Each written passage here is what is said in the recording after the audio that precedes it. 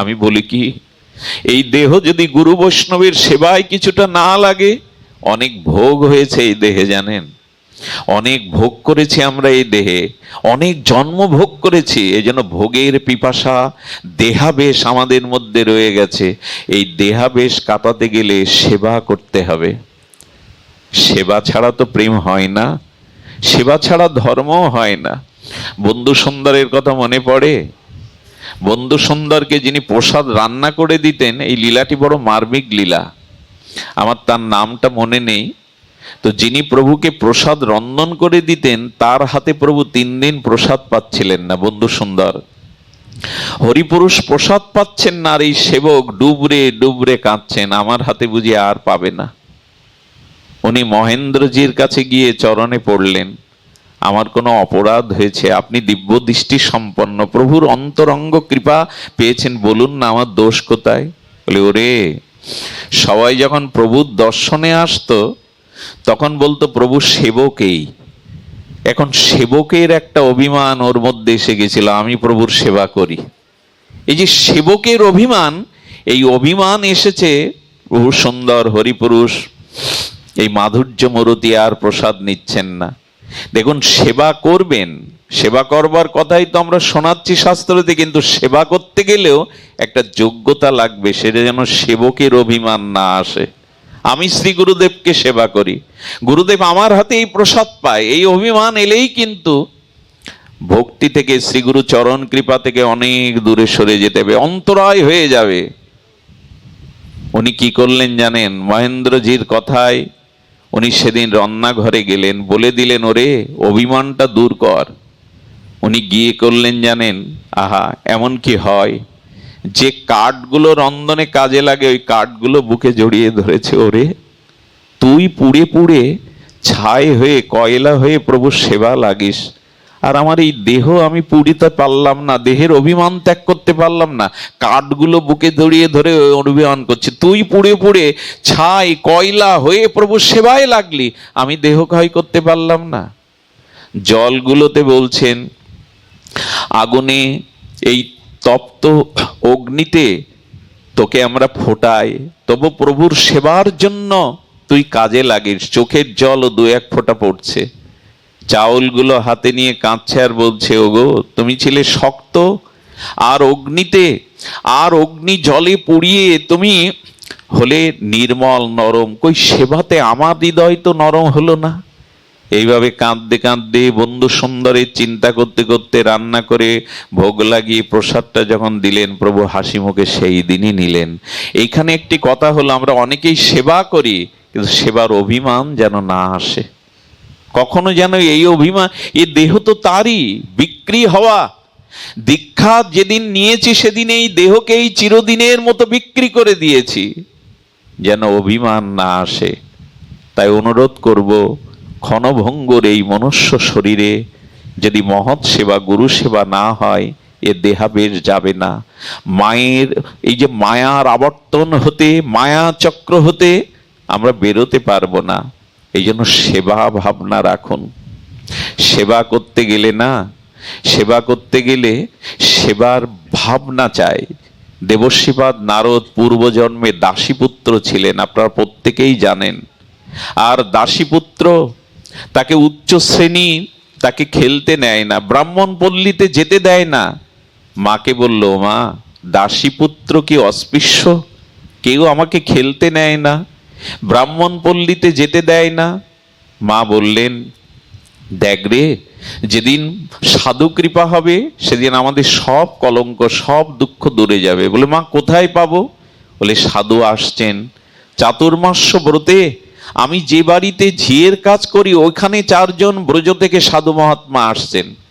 সারা রাত মা বলছেন এই দাসীপুত্রকে, শোন, সাধু দর্শন করতে গেলে হাত জোড় করে মাথা নত করে দাঁড়িয়ে থাকবি। তখন শিশু, এই দাসীপুত্র শিশু। আর কি করব মা? সাধুদের কৃপা যদি পেতে চাস, এক কাজ করিস, সাধুদের জুতোগুলো না ধুয়ে দিয়ে পরিষ্কার করে রেখে দিবি। আর কি করবি জানিস? সাধুরা যখন হরি কথা বলে, হরি নাম করে, ওদের দিকে চেয়ে থাকবি, উৎকর্ণ হয়ে শ্রবণ করবি। মা, আর কি করব? বলে, ওরা প্রসাদ পাওয়ার পরে যে উচ্ছিষ্ট থাকে তাই গিয়ে পাবি। দাসী পুত্র, হতভাগিনী দাসীর একমাত্র অবলম্বন, 4 মাস মাত্র এই কাজ করেছিলেন এই দাসী পুত্র। সাধুরা দেখলেন জুতো পরিষ্কার করে, নীরবে দাঁড়িয়ে চোখের জল ফেলে, আমাদের উচ্ছিষ্ট প্রসাদ পাই, ডেকে বললেন এদিকে আয়। কে তুই? বলল আমি দাসীর পুত্র, হতভাগা, পিতা নাই। বললেন আপনারা চলে যাবেন? বলে হ্যাঁ রে, আমাদের চাতুর্মাস্য বিশ্রাম পাচ্ছে, আমরা আগামীকাল চলে যাব, আপনাদের সাথে আমায় নেবেন? কেন রে? বলে আপনাদের বড় ভালো লেগেছে, আপনাদের কীর্তন, আপনাদের প্রসাদ, আপনাদের দর্শনে। বলল মা বেঁচে আছে, এখন আসতে পারবি না, তবে আমরা তোর কানে একটি মন্ত্র দিয়ে যাচ্ছি, এই মন্ত্র জপ করবি, একদিন খুব দ্রুত দেখিস ভগবান তোকে আমাদের চরণে নিয়ে আসবে। মাত্র 4 মাস উচ্ছিষ্ট সেবা করে তাদের মনের প্রসন্নতা লাভ করে এই দাসীপুত্রই পরবর্তী জন্মে হলেন দেবর্ষিপাদ নারদ। সেবা ছাড়া হয়, অনুরাগ ছাড়া হয়। ইনিই হলেন দেবতাদের ঋষি, ভক্তি কল্পতরু দেবর্ষিপাদ নারদ। এই জন্য শ্রী গুরুদেবকে, সাধুগুরুগণকে এই প্রাকৃত জগতের মনুষ্য শরীরধারী এই ভাববেন না। গুরুতে মনুষ্য বুদ্ধি, হেয় বুদ্ধি এটি কখনো করবেন না। শ্রী গুরুদেব আপনার এই ভবপারের একমাত্র কাণ্ডারী, আপনার অনন্ত জন্মের তিমির অন্ধকার দূর করে জ্ঞানের দীপ জ্বালিয়ে দেন যিনি, শ্রী গুরুদেবই একমাত্রই আমাদের ভব মহা রোগের মহা ঔষধি, আর কেহ নাই। গুরু বিনা অন্য কোনো বন্ধু নাই। আচ্ছা গুরুদেব কি দেন? হরিনাম দেন। গুরুদেব কি দিয়ে দেন? মন্ত্র দিয়ে দেন। এই মন্ত্রই কিন্তু আমাদের ত্রাণ করবে। আমি আপনাদের বিশেষ করে অনুরোধ করব, হরি ভজনের জন্য অন্য কোথাও যাওয়ার প্রয়োজন নাই। আপনি সৎসঙ্গ থেকে যেটি জেনে যাচ্ছেন, বাড়ি গিয়ে অন্তত হরিকে স্মরণ করুন। স্মরণ বলতে নাম স্মরণের কথা বলছি আমি আপনাদের। দেখুন আজ আমি আপনাদের এইটুকুই নিবেদন করব, একটা তো কিছু নিয়ে যান এখান থেকে, নামটা তো অন্তত নিয়ে যান। বলে নাম কি করে নিয়ে যাব? বলে নাম অনুরাগ দিয়ে একটু স্মরণ করুন, যে কোনো অবস্থায়, যে কোনো সময়ে। কি বলি, গতদিন মনে হয় এই প্রসঙ্গে আমরা কিছুটা আলোচনা করছিলাম, অপরাধ নেবেন না। আমাদের এক বাবাজি মহারাজ বললেন, আচ্ছা বাড়িতে যারা হাঁস পোষে, হাঁস বলে তো ওকে যখন সন্ধ্যাবেলায় ওর ঘরের ডাকে, কি বলে ডাকে? চই চই করে ডাকে মনে হয়, তাই না? ওই ডাকটা কি খুব কঠোর ভাবে ডাকে? চই চই এরকম বলে, আই চই চই চই চই। আমি শুনেছি এ ডাক গ্রামে। একটা হাঁসকে ঘরে তুলবে বলে কত আদর করে খুদকুড়ো নিয়ে ডাকে। মরগ মুরগি পোষাটা অভাব না থাকলে পোষা উচিত নয়। অভাব থাকলে আলাদা কথা, অভাব না থাকলে এটা বাড়িতে পোষা উচিত নয়। কিন্তু ওদেরও ঘরে তোলার সময় মানুষ কি বলে জানেন? মনে হয় টি টি এরকম কি একটা শব্দ আছে, ডাকে কিনা? হাঁস মুরগিকে আদর করে মানুষ ডাকে, ভগবানকে এরকম অনুরাগ দিয়ে ডাকি তো। দেখবেন ঘরে এসে অনেক স্বামী তার স্ত্রীকে ডাকে, ওগো শুনছো? এই আদরটা ভগবানের বেলায় ডাকতে পারো না। হরিনাম করি কিন্তু অনুরাগ কই, প্রীতি কই? হাঁস, আচ্ছা হাঁস এভাবে ডাকলে আসে কিনা মা? অবশ্যই আসে। ওরা তো কথা বোঝে না, তবু ওই ডাকেই চলে আসে।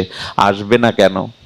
দেখুন হরিনাম হাঁসকে চই চই করে ডাকলে আদর করে চলে আসে, আর ভগবানের নাম করলে ভগবান আসবে না? নাম নামায়তি ইতি, নাম নামীকে নামিয়ে আনে। এই জন্যই তো নাম, নামের একটা বড় দৃষ্টান্ত আছে। তখন সম্রাট আকবর দিল্লিতে, স্তম্ভিত হয়ে গেছিলাম আমি এটা জেনে। এক মহাত্মা বলছেন, আকবর এক সাধুকে দেখেন সবসময় হরে কৃষ্ণ জপ কীর্তন করে। এখন আকবরের কানে অনেকেই বলেছে উনি শব্দ করে কীর্তন করেন, ডেকে ওনাকে একটু সাজা দিয়ে দিন। সম্রাট আকবর ডেকে বললেন, এই তুমি জোরে জোরে নাম করো কেন? বলো জীবের কল্যাণ হয়, বৃক্ষ লতা কীর্মি কীট অন্য প্রাণীদের কল্যাণ হয়। তো বললেন, আচ্ছা এই হরি নাম তুমি হরে কৃষ্ণ বলছো, এদের ফল কি? বলো হরিকে নামিয়ে আনে, নাম নামীকে নামিয়ে আনে। বলে 1 মাসে যদি প্রমাণ না দিতে পারো, আমি তোমাকে একটু মৃত্যুদণ্ড দেব। তোমাকে প্রমাণ দিতে হবে যে নামে নামীকে নামিয়ে আনে। নাম যিনি করেন, নামী তার কাছে নেমে আসেন। নাম নামায়তি ইতি নাম। বলেন 1 মাস তোমাকে নাম করে প্রমাণ দিতে হবে যে হরি নামে হরি আসে তোমার কাছে। গুপ্তচর পেছনে রাখলেন, ও কোথায় কি করে, 1 মাস পরে ওকে ধরে আনবে। আমি সত্য ঘটনা শোনাচ্ছি আপনাদের। এক জঙ্গলে বসে ও কাঁটা দিয়ে ঘিরে কি জপ করছে জানেন? হরে কৃষ্ণ তখন মুখে নেই। আকবর আকবর আকবর, 15 দিন একটা নেই আকবর নাম জপ করছে। আচ্ছা, উনার যে চর ছিল, সেই চর তখন কানে কানে আকবরকে গিয়ে বলছেন, আরে ওর হরে কৃষ্ণ নাম কোথায়, ভগবানের নাম কোথায়, তো আপনার নাম জপ করছে আকবর আকবর আকবর এই নাম। আকবর আরো 2 জনকে পাঠালেন, ও ঠিক বলছে কিনা শুনে আসো। বললো সকানে শুনে এসে বলছেন উনি আপনার নাম নিচ্ছেন আকবর আকবর, উনি ভগবানের নাম নিচ্ছেন না। আকবর তখন বলছেন আমাকে যেতে হবে। আচ্ছা, ও ভগবানের নাম, ভগবানকে নামিয়ে না আনতে পারলে ওকে মৃত্যুদণ্ড দেবো, এরপরে আমার নাম কেন নিচ্ছে? কৌতূহল পরায়ণ হয়ে আকবর নিজে এলেন। আকবর নিজে এসে ওর কাছে দাঁড়িয়ে বলছেন, এই তুমি ভগবানের দিব্য নাম ছেড়ে দিয়ে আকবর আকবর করে আমার নাম করছো কেন? মানুষটি তখন হেসে বললেন, আচ্ছা আপনার নাম আমি করছি এটা আপনাকে কে বললো? বলে আমি গুপ্তচর পাঠিয়েছিলাম, আরো লোক পাঠিয়েছিলাম, তারা আমার কানে এসে শোধালো যে তুমি আমার নাম করছো। বাবা কথা বলো না। বললো আচ্ছা সম্রাট, আমার একটা প্রশ্নের উত্তর দিন তো, আমি আপনার নাম জঙ্গলে কাটার মধ্যে বসে করছি, আপনি এলেন কেন? আপনি আমার কাছে কেন এলেন?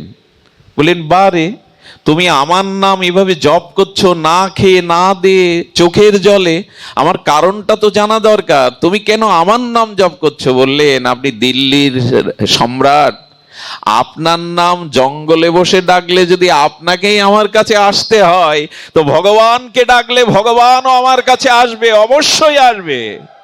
আকবর স্তম্ভিত হয়ে গেলেন, তাই তো, আমি সম্রাট, আমি জঙ্গলে ওর সামনে এলাম কেন? আমার নাম নিচ্ছে বলেই তো।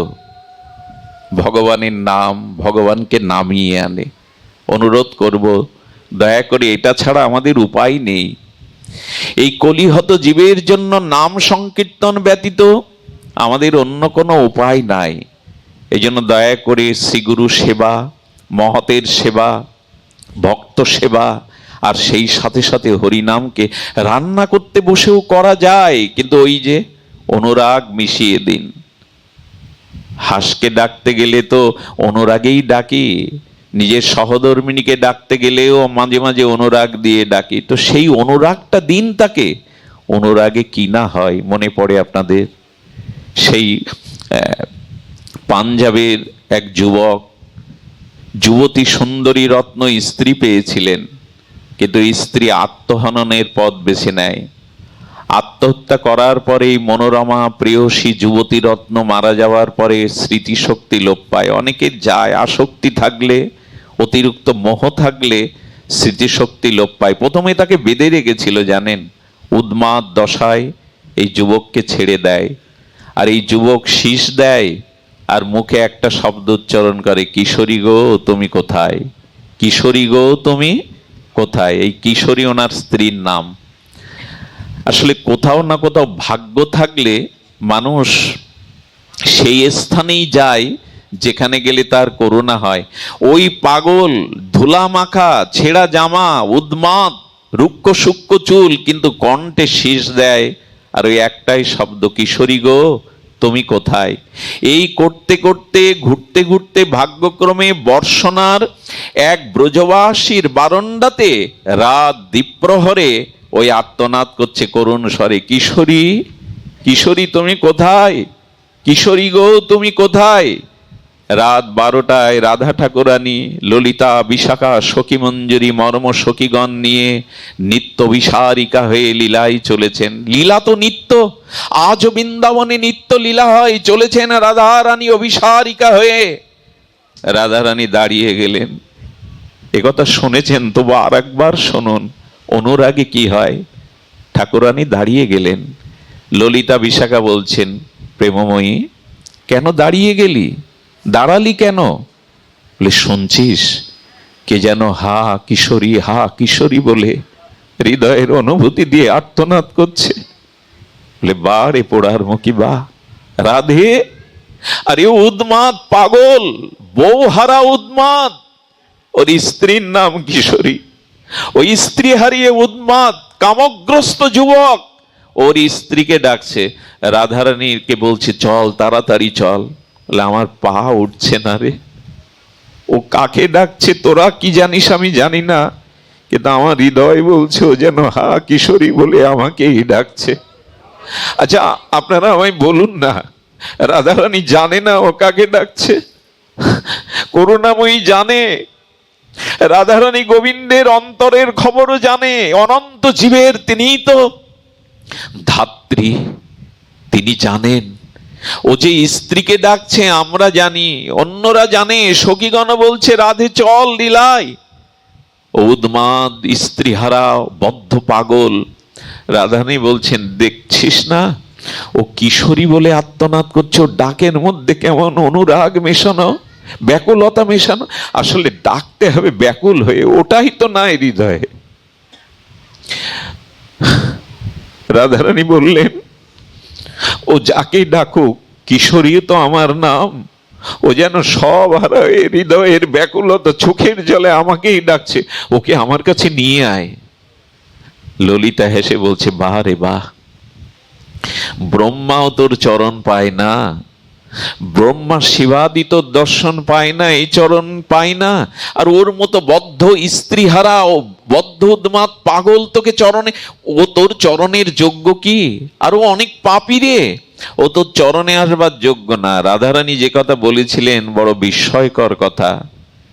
রাধারানী বললেন, ললিতা ওর পাপ বড় রে না আমার চরণের ধুলির শক্তি বড়?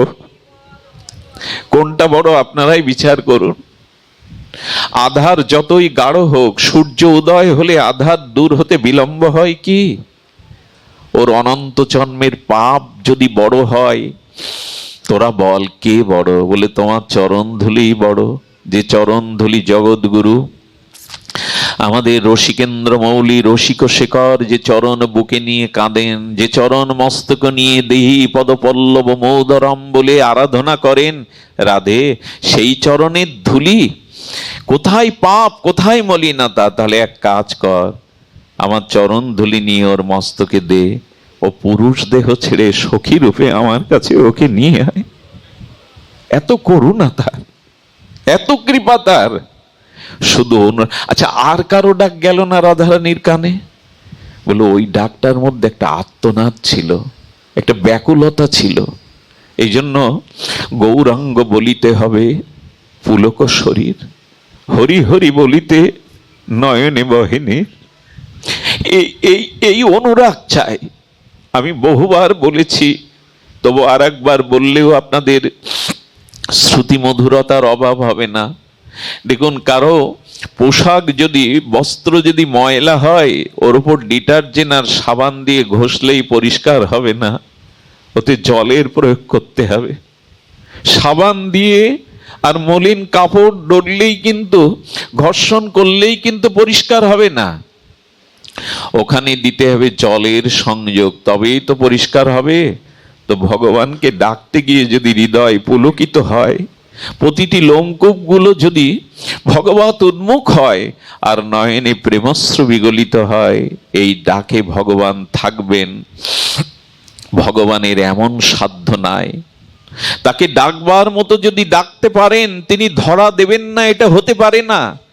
তাই অনুরোধ করব, দেহটা শুধু ভোগের সেবায় না লাগিয়ে, ভোগের উপকরণ না লাগিয়ে, সাধুগুরু বৈষ্ণবের সেবা, সেই সাথে সাথে অনুরাগে হরি নাম, এই দুটি সেবা এবং নাম, এই দুটি আমাদের শ্রী ভগবানের প্রেম ভক্তি লাভে সামর্থ্য এনে দিতে পারে। অন্য কিছুতেই আমরা পারবো না। আর ভগবানকে কেন ডাকবেন? কারণ আমরা একটু আগে যে পাপের কথা বললাম, আচ্ছা পুণ্য করতে মানুষের স্বাতন্ত্র তো শক্তি আছে, কিন্তু পাপ দূর করবার ক্ষমতা আপনার আমার নাই। এ কথাটি একটু ধ্যান দিতে হবে। এরপরে আমি বিশ্রাম রাখছি। মূল্যবান একটি মহিমাপূর্ণ তত্ত্ব কথা, একটু ধ্যান দিন। আপনি আগামীকাল দান করবেন, আগামীকাল 16 মালা জপ করবেন, আগামীকাল একটা ব্রত করবেন, এই পুণ্য কর্ম করার আপনি অধিকারী। কিন্তু যদি বলেন কাল থেকে আর মিথ্যা বলবো না, কাল থেকে আর কুচিন্তা করব না, এ আপনার সামর্থ্য নেই। আছে কি? পুণ্য করবার জন্য স্বাতন্ত্র শক্তি আছে, আপনি করতে পারেন, দান করতে পারেন, ব্রত করতে পারেন, পরের উপকার করতে পারেন, আপনি তীর্থে যেতে পারেন। কিন্তু না, কাল থেকে মিথ্যা বলবো না, কাল থেকে কুচিন্তা করব না, বিষয় চিন্তা করবো না, এ আপনার স্বাতন্ত্র শক্তিতে আপনি কুলিয়ে উঠতে পারবেন না। এই জন্য তো ভগবানের নাম শক্তি দরকার। নিজের শক্তি বলে পাপ কেউ দূর করতে পারে না। পাপ দূর করবার জন্য গোপীরা কি বলেছিল জানেন? পাপ কর্ষণম। হে গোবিন্দ, তুমি তো সবকিছু আকর্ষণ করো। কৃষ্ণ শব্দ তো আকর্ষণ, এই কৃষ ধাতু দিয়ে গড়া, সবকিছুকে আকর্ষণ করো। তবে গোপীরা গোপী গীতে বারবার বলেছেন তুমি জীবের পাপ দূর কর। পাপটা মাঝে মাঝে চাপা থাকে, পাপ আমরা দূর করতে পারি না। নিশ্চয়ই হৃদয় দিয়ে শুনছেন কথাটি। দুর্বাঘাস ওপর দিয়ে পুড়িয়ে দিন, সব পুড়ে যাওয়ার পরে যেন মনে করবেন না দুর্বাঘাস পুড়ে গেছে। আসলে মাটির নিচে ঘাসের যে মূলগুলো আছে, কিছুদিন পর বৃষ্টি এলে, বৃষ্টির ধারা এলে ওর থেকে আবার গজিয়ে যাবে। মাঝে মাঝে রোগে শোকে পরিস্থিতির চাপে আমাদের পাপ চাপা থাকে, কিন্তু সুযোগ পেলেই সে আবার মাথা নাড়া দেয়। এই জন্য পাপ দূর করবার সক্ষমতা আমাদের শক্তিতে নেই, আমাদের ইচ্ছার উপর নির্ভর করে না। এই জন্য দেখবেন ওই দুর্বাঘাস আবার গজিয়ে পড়ে। এই যে বর্ষাকালে চারিদিকে দেখবেন আগাছা জন্মায়, ওই বীজগুলোকে আপনি আমি পুঁতে রেখে আছি রাস্তার ধারে। আসলে বীজগুলি ছিল উপযুক্ত সময়, অনুকূল বাতাস, জল পেয়েছে, ওরা অঙ্কুর হয়েছে। পাপ চাপা থাকে, আবার ওটা প্রকাশ হয়ে পড়ে। এই জন্য পাপ দূর করবার জন্য গোপীরা বললেন তুমি একমাত্র রক্ষা করতে পারো। হে প্রাণনাথ, হে যদুনন্দন, হে ব্রজেন্দ্র নন্দন, হে প্রাণেশ্বর, তুমি একমাত্র পারো। গোপীরা বললেন তুমি তো বারবার রক্ষা করেছো আমাদের, তুমি তো বারবার রক্ষিতাম মোহ। গোপী গীতের একটি শব্দ আছে রক্ষিতাম মোহ, বারবার তুমি রক্ষা করেছো। কেমন করে জানেন? আচ্ছা মনে পড়ে কালীয় নাগের বিষাক্ত জলে, কালীহদ্রের জল সব কিছুই বিষময় হয়ে গেছিল। ওই বিষে যাতে ব্রজবাসীরা জর্জরিত না হয়, তাই কালীয় দমন করেছিলেন কৃষ্ণ। গোপীরা বললেন তোমার চরণে যারা আশ্রয় নেয় তাদের আর বিষের সাগরে তুমি ডুবিয়ে মারো না, পাপের সাগরে তাদের আর ডুবাও না। তুমিই তো রক্ষা করলে কালীয় দমন করে। এই দেখুন আরো বলছেন ওই রাত্রি ব্রজবাসীরা ফিরে যায়নি, সন্ধ্যা হয়ে গেছিল, পূর্ণিমার রাত। ওই কালীহদ্রের তীরেই ব্রজবাসীরা, নন্দ বাবা, যশোদা, সুন্দরী ততিগণ, ব্রজবাসীগণ ঘুমিয়েছিল। মনে পড়ে ওই দিন আগুন লেগেছিল, মনে পড়ে ওই দিন আগুন লেগেছিল। আচ্ছা গোবিন্দ আছে, রাধারানী সখীরা আছে, আগুন কোথা থেকে এলো? আগুন কেন এলো জানেন? যেখানে ভক্ত আর ভগবান থাকে সেখানে অন্য দেব দেবী যারা আছে সবাই সেবা করবার উন্মুক্ত হয়েছে। যদি একটু সেবায় লাগতে পারতাম, যদি একটু সেবায় লাগতে পারতাম। আসলে অগ্নিদেব এসেছিলেন। কেন এসেছিলেন? গোবিন্দ আছে, তুমি আসছো কেন, সব পুড়িয়ে দিচ্ছ কেন? হলো কালীয়র বিষে এখানে বৃক্ষের ফলগুলো বিষময় হয়েছিল। ব্রজবাসীরা সকালবেলা ক্ষুধার্ত হয়ে যদি ওই গাছের ফল খায় তখন বিষক্রিয়া হবে, ফুড পয়জনিং হবে। এই জন্য আগুন এসে পুড়িয়ে দিয়েছিল। কিন্তু আগুন যখন ওদের দগ্ধ করতে যাবে, গোবিন্দ গোবিন্দ বলে, প্রাণনাথ বলে যখন চিৎকার করেছে, গোবিন্দ কি করেছিল সেদিন? আগুনটা নিজে ভক্ষণ করেছিল। ভক্তের জন্য গোবিন্দ বললেন এই পাপের আগুন, ক্রোধের আগুন, তোমাদের বিনাশ করা যে আগুন, পারলে আমার চরণে আশ্রয় নাও, আমিও ওই আগুন নিজে গ্রহণ করে তোমাদের মুক্ত করব। আর কে আছে আমাদের রক্ষার? রক্ষিতাম মোহ, গোপী বল বারবার রক্ষা করেছো। আচ্ছা, গোবিন্দ অনেক অসুর বধ করেছিলেন, তার মধ্যে এক অসুরের নাম আপনারা জানেন, অগাসুর। অগা মানে পাপ, অগা মানে পাপ। বলছেন এই পাপকেই তো তুমি বিনাশ করলে, পাপ বিনাশ করার আর কেহ নেই। তাই হরি নামের বহুত অর্থ, তার মধ্যে মুখ্য দুটি, সর্ব অমঙ্গল হরে প্রেম দিয়ে হরে মন। হরি নামের বহুত অর্থ দুই মুখ্যতম, সর্ব অমঙ্গল হরে প্রেম দিয়ে হরে মন। ভগবানের নাম নিলেই কি হয়? অমঙ্গল অর্থাৎ পাপ দূর হয়। আর কি হয়? ওই মনের মধ্যে ভগবান প্রেম ভক্তি দিয়ে দেন। আশা করি আমরা সেবা এবং নাম এই দুটি আমরা আঁকড়ে ধরব। সুধীবৃন্দ, আজ কয়েকটা দিন ঝড়ো ঝড়ো আষাঢ়ের ধারা বইছে। আজ জানি না আকাশ আমাদের প্রতি কি কৃপা করলো, জানি না আপনাদের দিকে বৃষ্টি হচ্ছে কিনা। চারিদিকেই ছিল। আজ আপনাদের মতো ভক্তের জন্য দেবরাজ ইন্দ্রও হয়তো কৃপা করে তার বরিশন আনেননি। এই বাড়িতে অনুষ্ঠানের একটা ইতিকথা আছে। এই বাড়ির যিনি মা, বাবার কি নাম ছিল যেন, যিনি দেহ রেখে, হ্যাঁ, বিমানচন্দ্র সাহা মহাশয়, আজ তিনি গোবিন্দের দাস, রাধারানীর দাসী। উনি দেহ রেখেছেন। তার সহধর্মিনী যিনি, তার অর্ধাঙ্গিনী যিনি, তিনি জানেন তিনি ফরিদপুরেই থাকেন। তো তার মনে একটি অভিলাষ জেগেছিল যে তার প্রয়াত স্বামীর জন্য হয়তো প্রতি বছর তিনি আশ্রমে বা আমাদের আঙিনাতে একটু সামান্য কিছু প্রভুদের হাতে দেন তার আত্মার কল্যাণের জন্য। কিন্তু তার অভিলাষ ছিল আপনাদের মতো ভক্তদের চরণ ধুলিতে তার প্রয়াত স্বামীর বা তার দুটি কন্যা সন্তান আছে, তাদের পিতার আত্মকল্যাণের জন্য। তার আহ্বানে আপনারা কৃপা করে এখানে পদার্পণ করেছেন। ওনার পক্ষ থেকে আমি করজোড়ে গললগ্নি কৃতবাসে ক্ষমা চাইছি। বসবার সুব্যবস্থা অল্প পরিসরের মধ্যে আমরা করতে পারিনি। উনি যতটুকু চেষ্টা করেছেন আপনাদের চরণধুলি পাওয়ার জন্য, আপনাদের কাছে একান্ত অনুরোধ, আসুন আমরা দুবাহু প্রসারিত করে গৌর গোবিন্দ চরণে, শ্রীনামের চরণে ওনার আত্মা যাতে দিব্যধাম ভগবত ধাম প্রাপ্ত হয়, আমরা সেই প্রার্থনাই করব, যাতে ভগবান তার আত্মার দিব্য গতি প্রাপ্ত করান। জয় শ্রী গুরু প্রেমানন্দে গৌর হরি বল। জয় শ্রী রাধে। আপনাদের চরণে, রাতুল চরণে প্রণতি জানিয়ে আজকের মতো হরিকথার আমরা পূর্ণ বিশ্রাম রাখছি। একটা নিমন্ত্রণা, একটি নিমন্ত্রণ শ্রাবণের 2 তারিখে আমাদের মোকশেদপুরস্থ নিশাতলা আমাদের শ্যামল দাদাজির বাবার আত্মকল্যাণে পাঠ আছে। এই জীবাধমের আসবার কথা আছে। মোকশেদপুরস্থ নিশাতলাতেই শ্রীমন্দিরে